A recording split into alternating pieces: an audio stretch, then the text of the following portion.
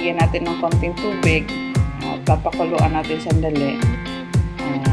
Mamaya, itatapon natin yung tubig na pinagkuluan at ilalagay na natin yung munggo para papalambot natin ang munggo at yung pata ng sabay.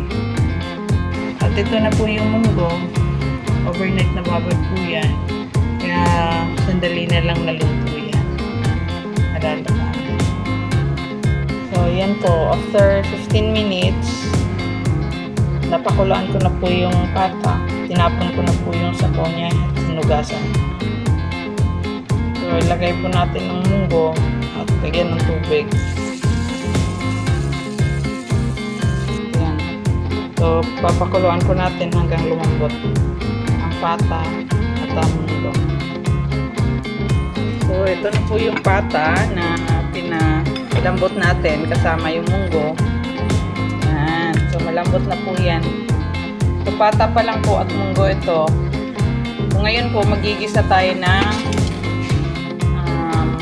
sangkap niya na mga bawang at sibuyas.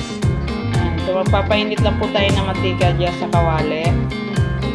Then pag mainit na po, ilagay na natin yung bawang at sibuyas.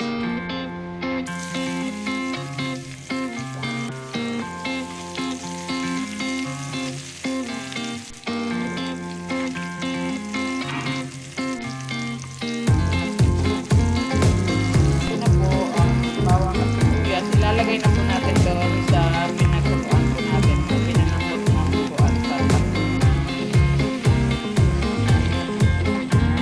Bango. Yan, lalagyan po natin ng kalahating pork cube. Then, tanglad.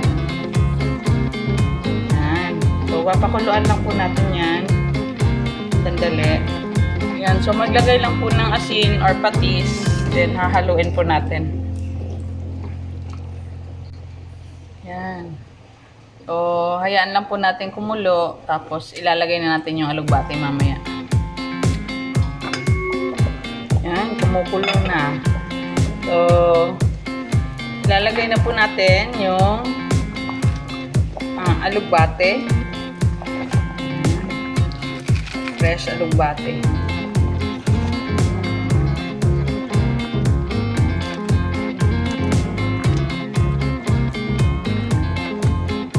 Yan, luto na po. Yan, sarap na munggo with pata. Kain po tayo.